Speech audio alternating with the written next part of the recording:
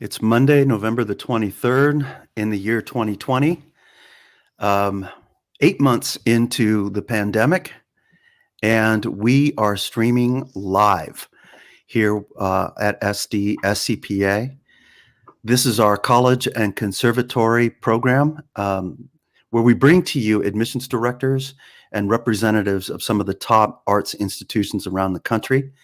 Whether they're universities, colleges, or conservatories, they come in to your home and are able to talk about the currency and the future of what it means to apply and to go and attend one of these outstanding institutions. And today our guest is an old friend. He's been around San Diego School of Creative and Performing Arts several times over the last, I'd say, 7-8 years. And he's back again. His team was here on Friday. And for those of you that tuned in on Friday, please go back and visit that. That was an incredible program that we had on Friday with incredible information from 4 major programs at USC. They did an amazing job of presenting them. They're a pretty remarkable school. But today, the guest is Ramon Valdez. And Ramon is the director of admissions for the School of Theater at University of Southern California. So Ramon, welcome. Thank you, Richard. I'm glad to be here. Hey, I loved what we were already talking about prior to going live for today's session. And I want to revisit that, I think, near the end of the conversation. But to get us started, I think we had an incredible response from students on Friday. There's, without question, there are students who are very interested in USC.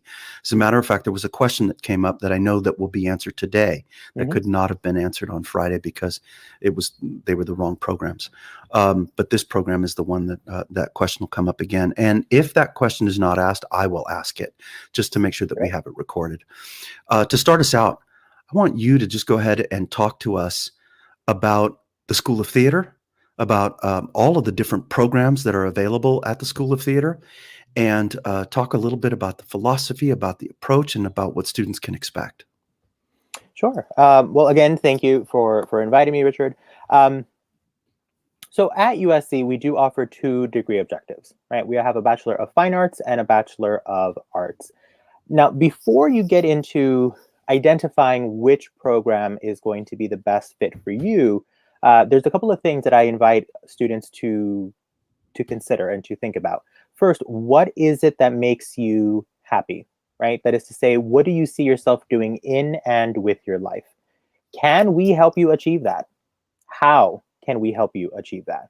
And then most importantly, when you see yourself in college, not necessarily USC, but just the idea of you being in college, what is important to you? Right? What is the type of college experience that you're looking for? Because once you're able to articulate that for yourself, that will help inform the programs and the schools to which you should be applying to. When it comes to our BFA programs, they are conservatory style approach to your training. That is to say that you will know exactly what you're taking and when you're taking it. There's no deviation from that curriculum. And because of that highly structured curriculum, the opportunity for you to have a secondary degree, whether that be a double major or a minor, is not feasible. The opportunity for you to study abroad is not feasible. Those are all things that are available to you as a BA student, right? So again, what is the type of college experience you're looking for, and which program is going to best support you having that experience when you're in school? The BA is more of a liberal arts, broad-based approach to your training. Every BA student is going to have the exact same core classes, but then you have 26 units of upper division electives. And within those 26 units, you decide what it is that you're doing, right? Most of our students will follow the acting, voice, and movement progression, but you're not limited to that. So you can take an acting class, a design class, a directing, playwriting, musical theater, and really explore all of the areas of theater that are of interest to you, right? And because of that flexibility, like I mentioned earlier, the opportunity for you to have a secondary degree or to study abroad is something that is feasible as a BA student, right? So you really need to identify What is it that you want, right? And then how can I, and by extension the university, help you receive that, right? So in terms of identifying which program is the best fit, that is the kind of the path that I encourage students to take to really identify which program is going to help them in their trajectory towards happiness, right? Happiness presumably being performance. And when I say performance, I use that as an all-encompassing term, whether it's being performing on stage as an actor or backstage in production. In terms of the overall school's philosophy, as it were, the most important thing that we're looking for when we're reviewing applications is you, right? We're looking for the you-ness of you. Who are you? Why are you here? How can I help you, right? And when we say that, I mean that. I want to know who you are, right? I want to know what it is that you want to do with your life and the role that being at USC is going to help in you being able to achieve that. A lot of our students, the bulk of our students, are interested in acting, right? And we do have the BFA in acting for stage, screen, and new media. We also have a BFA in musical theater, and we also have the BA, which is more of an all-encompassing look at training. And a lot of our students in the BA program are also actor-centric. At USC, we don't follow or subscribe to any one acting technique. We encourage students to develop their own technique as they navigate their respective programs, identifying what works for them, what doesn't work for them. What is it that you need so that you can do what it is that you want to do? We also don't distinguish between a stage actor and a film actor. You are an actor if you say you're an actor. It is our intention to enhance your training so that you are then empowered to recognize the adjustments that you need to make to your performance to accommodate the medium that you're working in at that moment, right? When it comes to acting, we're looking at the foundation of what it is to be an actor. That is to say that you are telling a story and that you are developing a character. The work that you need to do to make that happen, whether you're performing on stage or whether you're performing on screen, is the same. What's different is the method of presentation. And so really our classes that are geared towards performance for camera, and they're just that, they are performance for camera classes. They're not film acting classes. Those classes are meant to help you identify and recognize how you need to shift so that whatever it is that you're doing is actually reading on stage or on camera. And those type of classes are built into the BFA curriculum, both in the BFA acting and in the BFA in musical theater. Those type of classes are also available and optional for our BA students, and they would satisfy those upper division elective requirements. But they're optional because not every BA student wants to be an actor, right? So all of this is really meant to help you kind of identify what is it that you need in order for you to be able to do what you want to do.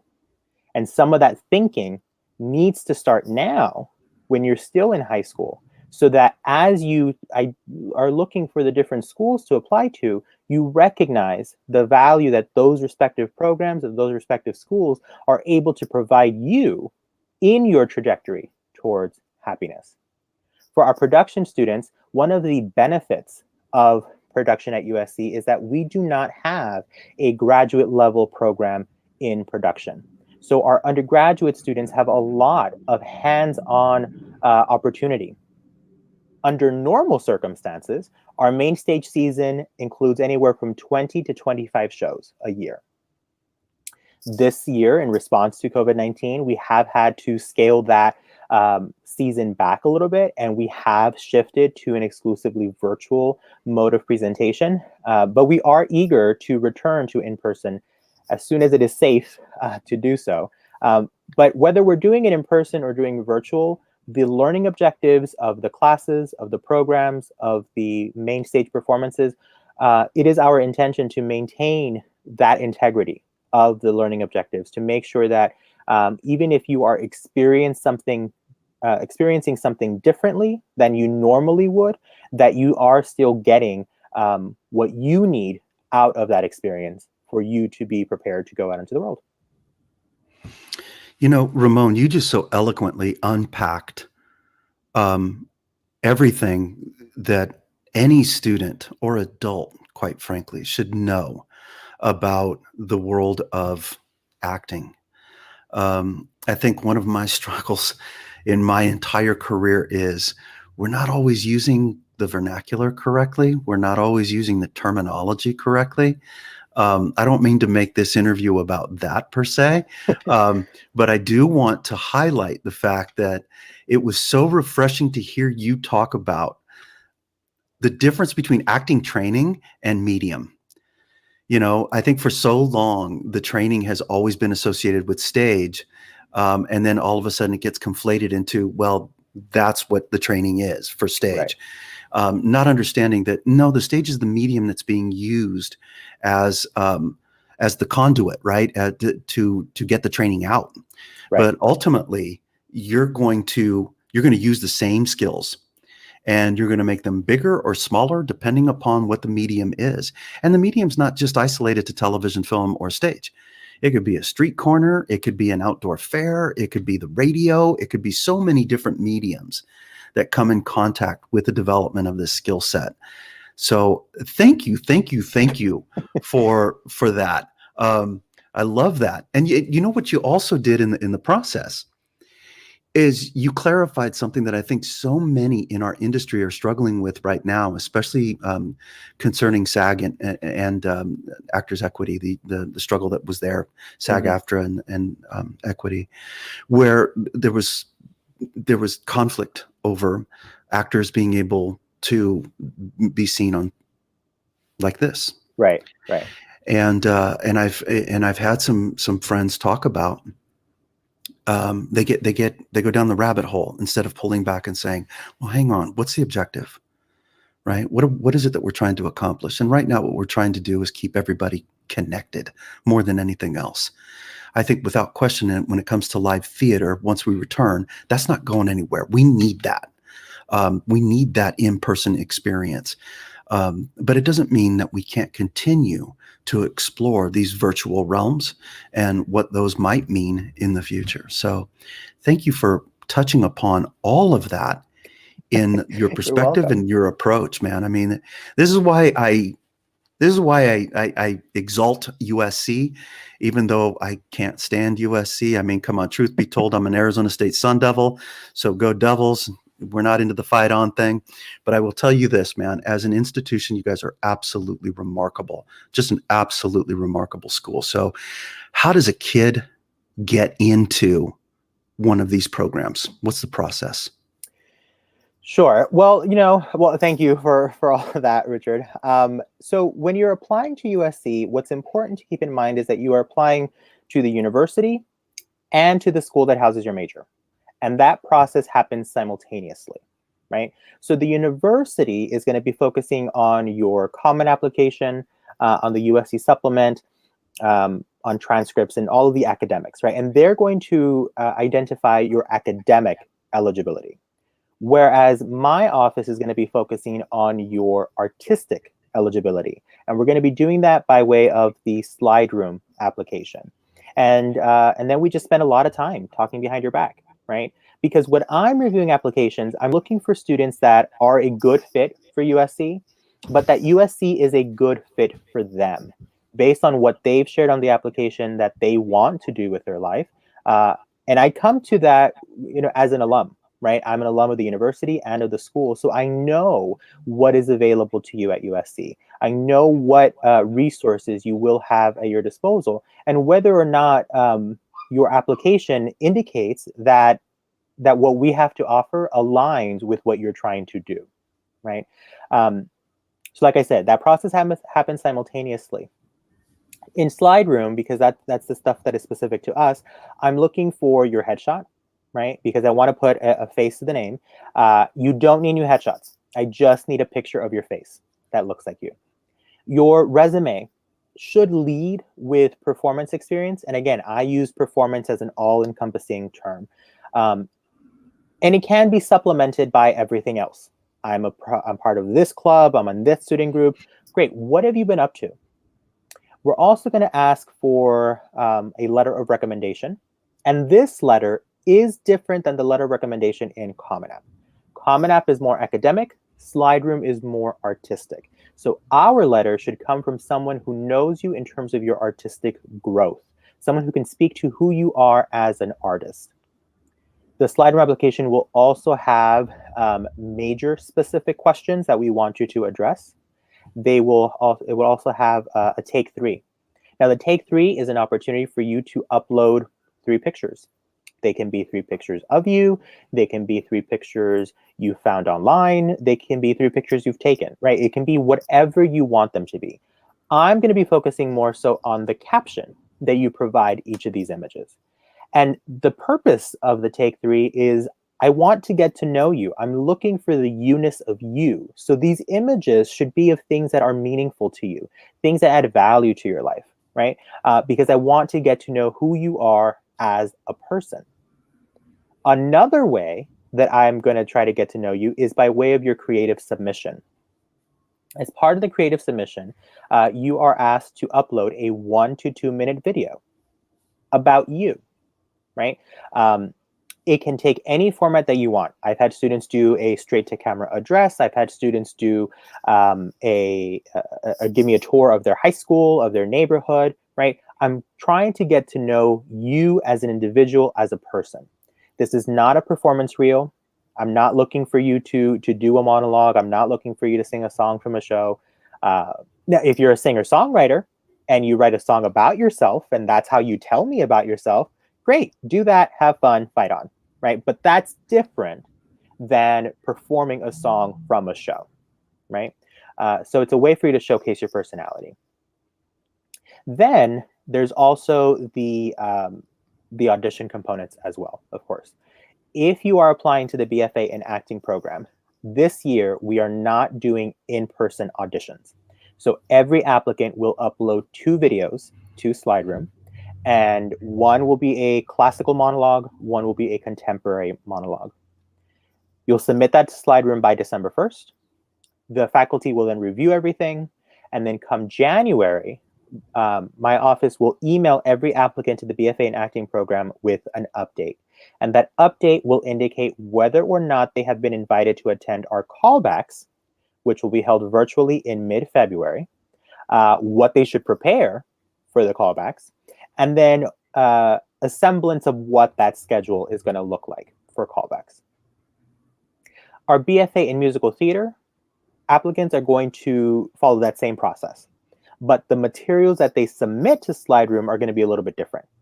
They're expected to submit 2 videos of them dancing, where they're the only dancer in the video, a video of them singing a song from the classic musical theater canon, a video of them singing a song from the contemporary musical theater canon, a Shakespearean monologue, and then a contemporary monologue. So those 6 items, and all that information is listed on our website, but those 6 items will make up the audition package that the faculty will then review. January, we will update you on your callback status. Mid-February, you will have the callbacks if you're invited. And then the university will make a final decision and send that out on or around April 1st. Our production students have a much more of an abridged process. To Slide Room, they will upload their portfolio. Our faculty will review it. And in December, my office, and it'll probably be me, will email students with access to our calendar so that they can schedule their portfolio review. And then that's a 30-minute conversation with our production faculty where they talk about you. They talk about your portfolio. They want to get to know you as well, as a person and as an artist, as a production practitioner. And then again, on or around April 1st, the university will release those decisions. If you are applying exclusively to the BA program, that is to say you're not applying to a BFA, because you can apply to 2 majors, right? You can apply to the BFA and to the BA. What you can't do is apply BFA acting and BFA musical theater. So you have to pick one, but you can list the BA as a second choice major for either option. If you're only applying to the BA, you will follow the same process. Common application, USC supplement, slide room. What's missing is the audition. BA applicants do not have an audition or a callback component. That is in part because not every BA applicant wants to be an actor, right? So the application is geared towards providing you the platform to share with us not only who you are, but what you want and how we're going to help you achieve that, right? In terms of kind of the overall process, each of the professional schools at USC will identify the students that we would like to invite to our respective programs. I then send that information over to the university, and then they compare notes, right? And they say, okay, well, you guys want Richard, and Richard has met our requirements. Or they're going to call me and say, why is Richard on your list? If you are a student that we are interested in, I will go to bat for you, okay? But I'm not great at sports, which is why I need your help. And the way that you help me is by doing well. So academics are definitely important. They are a part of the review process. But I want to underscore that they are a part of the process, right? You're not automatically disqualified because you don't have a certain GPA. We do take a holistic approach. And that's why my office consults with the university's Office of Admission, and then we discuss each applicant, right? I know from personal experience that not everyone is a great test taker, right? And so I have to be mindful of that. I also recognize that when you're working on a show, your grades might look different than when you're not working on a show, right? And so I want to be mindful and respectful of everyone's circumstances, but I also need to make sure that when you are at USC, that not only are you going to be competitive artistically, but that you're also going to be competitive academically, because you have the exact same general education requirements as every other student at USC. So I need to make sure that you are satisfying what USC is looking for in any, a generic fill in the blank major USC student, right? My goodness. I mean, once again, Ramon, just so eloquently stated, very clear, and we speak each other's language. I love this. I absolutely love this. As somebody who majored in acting and theater at Arizona State, I love the way that you guys are so intentional and thoughtful about all of the aspects of your programming and how it connects. Hey, we've got a kid out there who's got a couple of really great questions. Frank Gigante. Frank has his first question is, can you talk about the required gen eds for the BFA acting program? Sure. So Frank, thank you for that question. Like I mentioned, the general education requirements are they're standard and uniform across the university. So everyone is going to have the same requirements. The only exception or difference with a BFA student is that a BFA student does not have a foreign language component. Aside from that, everything else is the same. And the foreign language would be a requirement for our BAs, just to clarify. The university has, I believe, identified 8 different categories of general education, and they are wide-ranging as well, right? They are world history. They're the typical GE kind of requirement breakdown. And the arts are actually now recognized as a general education requirement for every student at USC.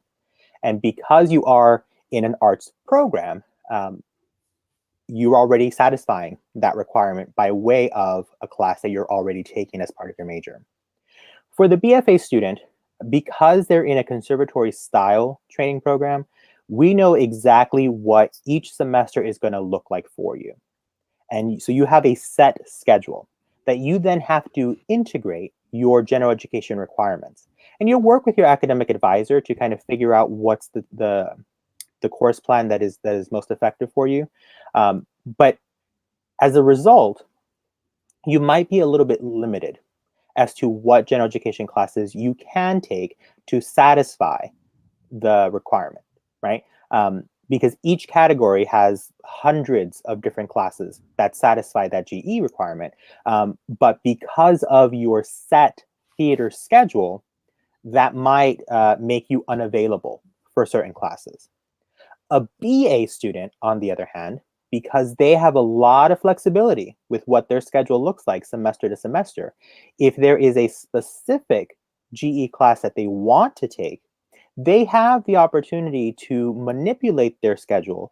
And instead of taking the Monday, Wednesday acting class, they take the Tuesday, Thursday class, right? So they have a lot more control as to what their overall experience is going to be looking like curricularly. With the BFA students, it's a little bit more guided. That's awesome. Frank, I hope that answered your first question. We're going to get to Frank's second question in just a second here. Students, did you notice that Ramon slipped in a fight on in the middle of one of his answers in the previous answer? That's what happens when you go to USC. You just start playing that music over and over again in your head. Dun, dun, dun, dun, dun, dun, dun, dun, dun. You hear it everywhere. Everywhere. Oh my goodness. But again, I cannot. I knock in jest out of jealousy, probably more than anything else. But an incredible school, just an incredible school. Frank's next question. Well, the only thing I was going to say, Richard, is that fight on, has become a kind of a mantra for us now, Yeah. right? That even in whatever circumstances we find ourselves in, we're going to continue to fight on, and that is, I think, part of what it is to be a theater practitioner, which I'm also a theater practitioner, right? In addition to the work I do in admissions, and you just gotta keep fighting on. You know what, Frank? I'm gonna pull up one of Frank's questions, but he just made a comment too. Once a Trojan, always a Trojan. Absolutely. Okay, so Frank, we know where you want to go to school, and you know what, man? Great choice, my friend. So his next question is: this may be a little early, but is USC going to test optional for the fall of 2022 start? Frank, I have no idea. So the university did make the decision that for fall 2021, that we would be truly test optional. Submitting test scores to either the SAT or ACT would not help or hurt you in any way. You're of course welcome to submit that, but we are not looking for that. The university, the higher ups, are going to kind of take this year to evaluate whether or not we're going to continue with that policy or if it will revert back to asking for that. And then as soon as we know, we will start incorporating that into our messaging. So definitely, I would say take a look at the admissions website later in a couple of months to see if the university is making any decisions about that. You know, spoken like a true admissions representative, because there's a bigger picture always involved when decisions are coming down at universities, colleges, and conservatories. I will say, Frank, and any other student listening out there, there's a growing trend of moving away from any of the standardized testing, whether it's an ACT, SAT. Many schools have already done away with it and done away with it permanently. So it is something that, as Ramon was explaining, that, you know, when you get the regents and the presidents and the folks that really sit at the big table, you know, they're going through it. They're trying to see where the currency is today and what they still need to do in order to make sure that students have access. And I think access is such a big question these days, and a big issue that everyone is facing. Hey, listen, Ramon, just briefly, because we're near the end of our time. You and I were talking about how this currency, this moment that we're in right now, which has you and I talking like this rather than face-to-face at SCPA, which we would normally be doing, Right. how it's changing some things. How are things, you know, from the lens of USC, how are things already changing, and how do you see that moving forward? Right. Well, you know, to use a word that you used earlier was accessibility, right? We have found, at least in my work in admissions, I have found that this virtual medium has allowed us to have a much wider reach, and to be able to engage with many more students than I would normally do. Right? I loved coming to your campus because I do get to interact with students, and I always enjoy that. But I'm only going to your specific school, right? And by doing a virtual info session, I have access to, or rather, a lot more students with differing questions have access to me as a resource and an advocate for them. Um, and I definitely do think that we're not going to leave the virtual world anytime soon. I think once it is safe to return to in-person engagement, I think that we will, but I also think that we will continue our efforts in this virtual modality, because that is the direction that the industry itself is moving. And USC has always been interested in preparing students for the landscape that is yet to be determined. And that is even reflective in our academics, where before it was just the BFA in acting.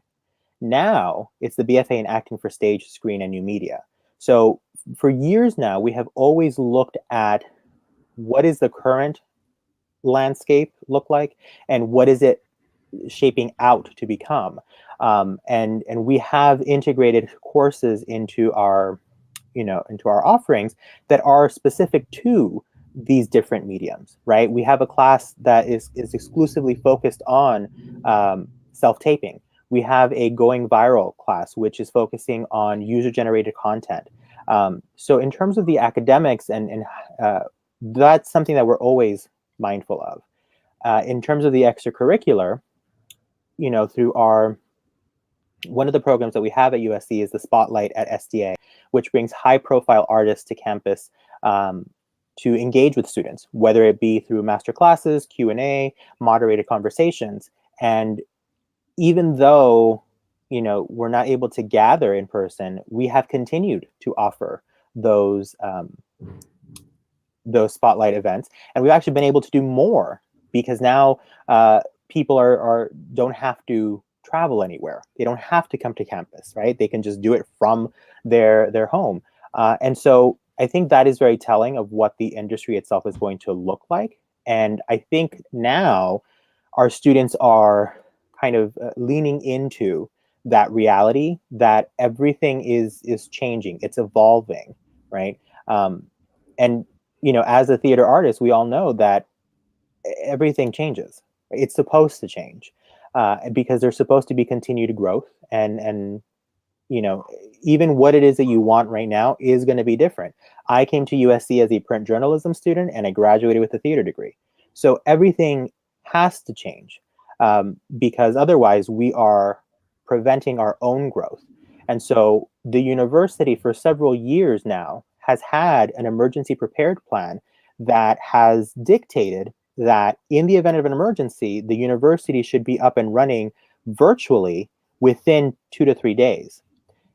Now that we have experienced this pandemic, we already had that foundation of what it means to shift an entire university's offering to a virtual platform. So this is something that the university has embraced, the School of Dramatic Arts has embraced, and it seems that the entire kind of world and the entertainment landscape has also embraced.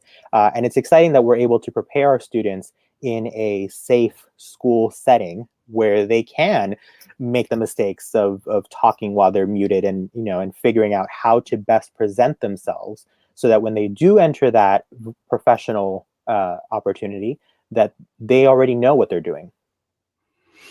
Yeah, one of the things that I noticed, and this is great information, by the way. This is just, again, it's just another indicator as to what an incredible institution you work for, and you guys are always out in front. You're always thinking about the future, and how to prepare students for it. I know that when the pandemic hit, one of the first people to sort of openly share about that transition was USC professor Luis Alfaro. Luis was already, posting on Facebook the transition that he was feeling and how his students were adjusting. And it made me just sort of think, whoa, how are they? They were already ready for that. The university at least was already ready for that. Maybe the teachers and the students not as much, but the infrastructure was already there. And how remarkable! How remarkable! Hey, one last question. By the way, Frank Giganti is the father. The daughter is Colette, who is a theater major at SDSCPA. And I believe Colette is in the acting program, if I'm not mistaken.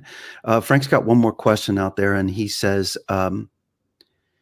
who is the area recruiter for SCPA that we can contact directly?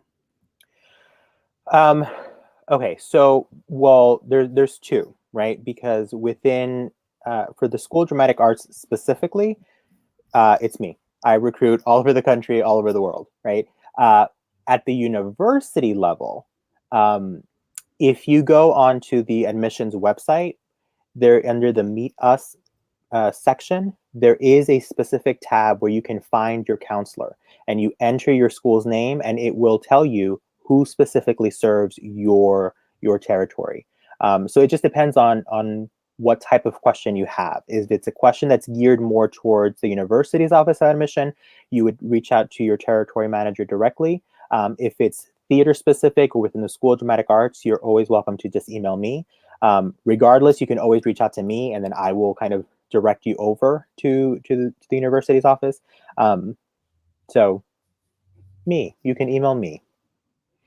That's actually wonderful. And I want to say to Dad out there, Frank, if we were in school right now, one of the things that we would be talking about with our parents is how important it is for the student to begin creating and crafting those relationships with admissions directors. So one of our goals in bringing in folks like Ramon is to establish that connection. So next steps would be potentially Colette reaching out to Ramon, introducing herself, Yep. and letting her know a little bit about what her journey is about, and if she has a question or two.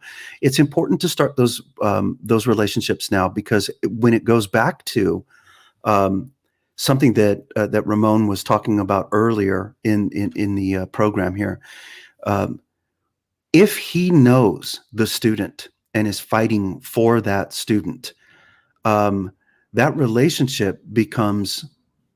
It just becomes something that you can't weigh that strongly enough. If you've got that established relationship so that he can speak directly to the admissions team there about the rationale and the reasons behind this, why this student belongs at USC. And that happens at every single institution, especially the universities, because the universities, you're dealing with an admissions board that is separate and apart from the discipline specific school or college. And so oftentimes those conversations will come to a head where there will be, okay, this certain student has or has not met our criteria. We've noticed the student's name on your guys' list as well. So really great things to establish here and to build upon. Again, just establishing those relationships. Oh, great. Okay, so Frank was saying that Colette was actually texting her the questions that were being asked, which is fantastic, man. It sounds like you're doing the right thing, Dad. And it sounds like, hey, Colette, you reach out to Mr. Valdez and establish that relationship. He's incredibly approachable and obviously very informative and eloquent. So, hey, Ramon, any last thoughts for kids that you want to share before we sign off? The only other thing I would mention is that, especially for those seniors, I recognize that this senior year has not been what you may have imagined it to be in your first year, sophomore year, or even your junior year. And I hope that you recognize that that your experience has as much value as anyone else's, right? I recognize that it can be depressing and difficult to navigate everything, because it is difficult to navigate everything. So what I would recommend for you to do is to give yourself permission, and to take a break, to breathe, right? To You don't have to be productive every single moment of every single day, right? So really make sure that you're taking care of yourself, because then, what's the point of you getting to college if you're just going to be drained and exhausted by the time you get there? So make sure that you're taking yourself physically, emotionally, mentally, spiritually. Do what it is that you need to do for yourself, so that you can be ready for what is waiting for you at USC.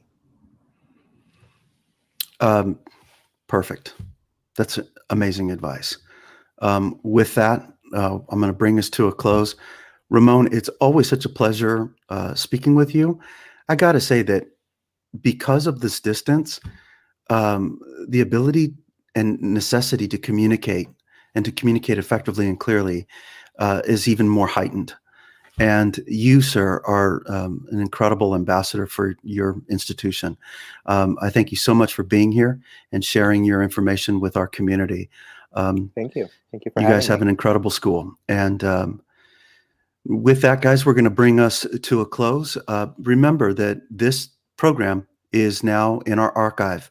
So you can go back and you can take a look. If there's something that you missed in the conversation, something you want to remind yourself of, by all means, just go into the archive and replay it, speed it up to that part in the interview. And I want to highly encourage anybody who's listening today, go back and listen to both days of presentations from the USC. They are an outstanding institution. I can't say that highly enough. I mean, they just represented incredibly well Friday and today. Great school, lots of incredible opportunities out there for all of our students at SCPA. So with that, I want to say again, thanks to Ramon for being here.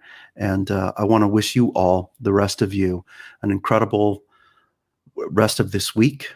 And hopefully this Thursday, Friday, you're able to celebrate as much as you possibly can this moment in time where we still need to give thanks. As difficult as it has been, it is a moment to reflect and just to say, we're doing okay, and we are going to get back. I can't wait to get back. Miss you guys, SCPA. Thank you guys so much. Ramon Valdez, thank you so much. Everybody have a wonderful week.